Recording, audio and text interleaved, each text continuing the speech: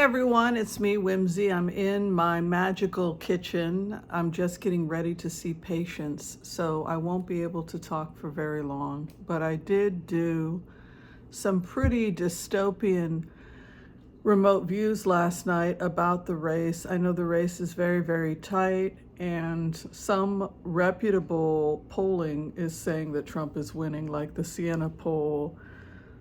And so we don't want to get too comfortable. And the data is showing that the thing that is costing us the election, if anything is going to cost us the election, it's immigration. It's immigration and inflation. And so I think that both when we're in the field and when we're talking to people about these issues, and also people who are working on the Harris campaign, we have to be able to aggressively address these issues head on.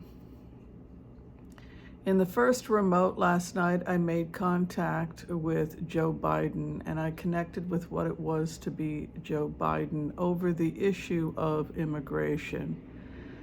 And the first message I have for the American people is that the immigrants are not garbage. America is not garbage, and the people coming into the United States are not vermin, okay?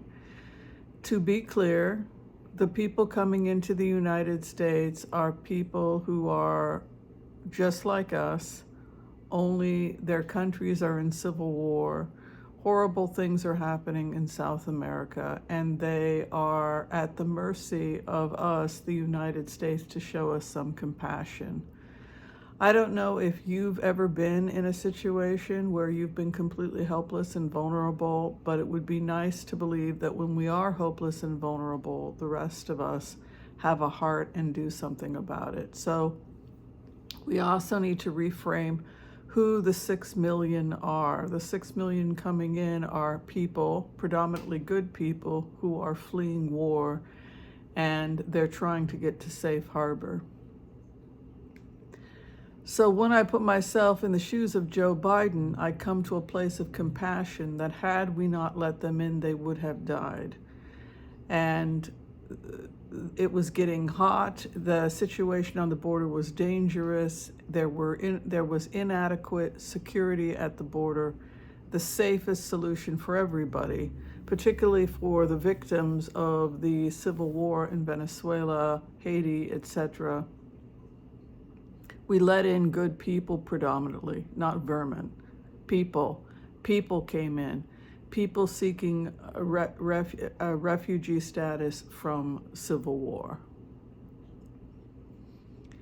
In the 1930s, the United States referred to Jews as vermin. There were 6 million trying to get out of Europe, and they were left to die. They died in death camps and concentration camps because there was an active movement blocking immigration of Jews to the United States. And so it seems odd that 6 million people were allowed in, good people mostly, fleeing civil war, and they're being referred to by the same terms that Jewish people were referred to in Nazi Germany.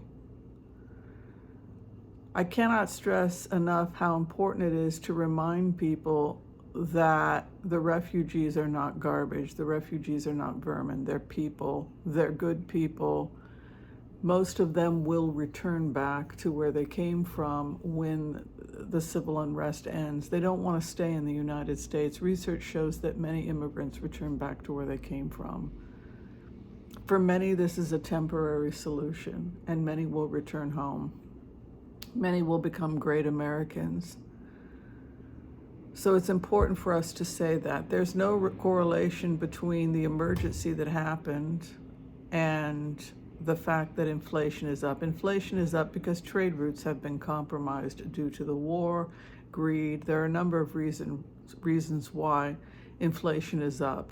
But as I had said in previous remotes, trade routes, trade wars, sanctions, etc., would be at the heart of much of the civil unrest.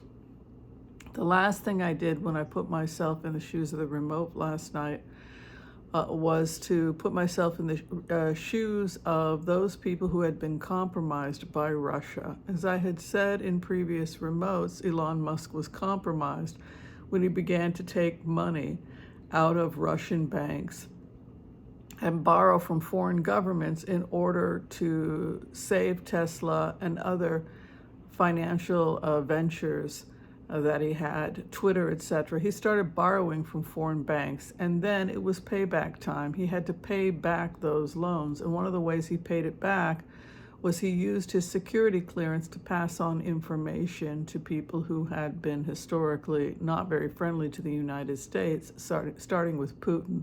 So there's real evidence that he's not only manipulating the election to help the East, to help China and Russia, but there's also real evidence that he's passed on security information, U.S. security information, to the East. And this happened because Russia and China played the long game.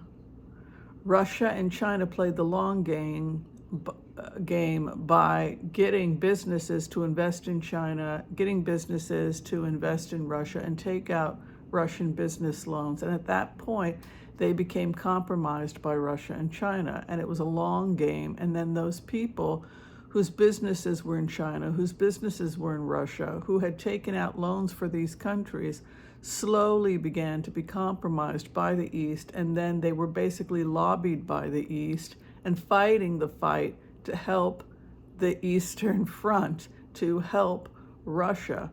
And that was the long game. And if they win, it means that Russia and China have won, because their financial investments, by investing in and giving money to compromised individuals, politicians, business people, etc., was an attempt to influence politics and the society, the society here in the United States, trade, etc. So that's what's going on. Basically, the Supreme Court, our courts, our judges, our business people, our politicians have all been bought and paid for by the East. And if they win this election, it's because it was funded by a long game by China and Russia. Do I think that Donald Trump could win? Yes. As I've said in the past, whether he quits or not doesn't matter. And make no mistake about it, in many ways he has quit.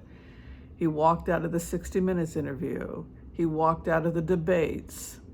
He's showing up late, sometimes not showing up at all to these rallies, leaving people stranded. He has a laissez-faire attitude about the campaign. He stopped being interviewed by legitimate news agencies. The idea being that it's easier for him to win if he doesn't show up.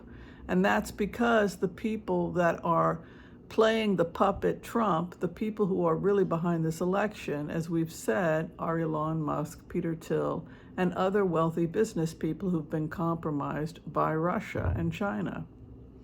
And so when we talk about Elon Musk becoming president, we're basically saying that he puts in a puppet, a Manchurian candidate who does the will of Elon Musk and Peter Thiel, and his desire is complete control. His desire is to be able to do whatever he likes without being policed by any agencies here in the United States. And so when Elon Musk jokes that if they lose this election, he's going to jail, it's not entirely a joke. He really fears prosecution, namely because he was compromised by Russia and was probably caught handing over sensitive material to the Russians and possibly to other countries as well. All right, so get out the vote. Remember, immigrants are not vermin, they are people. And we aren't the ones that cut the funding. Congress did that. The Republican Congress did that so that it would become a political issue in the 2024 campaign. Be sure and get that out. But more than anything, remind people that immigrants are people. Immigrants are people. They're not the enemy. And we mustn't lose our compassion and humanity at this time. All right, thank you everyone for participating in this quick remote. Be sure and share, like, subscribe. If you're trying to get in for a reading with me, you can find all the information below. Be kind to all so that all will be kind to you too. God bless, peace out, and we'll see you next time. Bye everyone. Don't worry, vote.